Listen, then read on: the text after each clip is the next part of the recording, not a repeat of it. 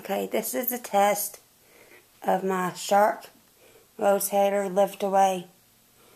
As you can see, the bin is completely empty.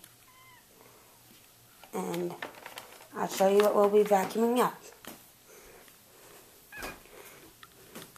I have some breadcrumbs, some sugar, styrofoam, rice, beans,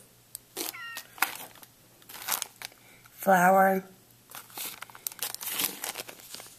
some sprinkles, and more sprinkles but more fine, and then some sequins because I know they stick to everything.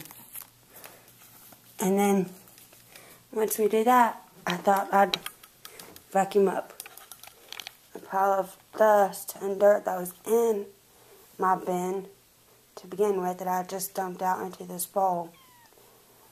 So I'll set that up and then I'll get back to you.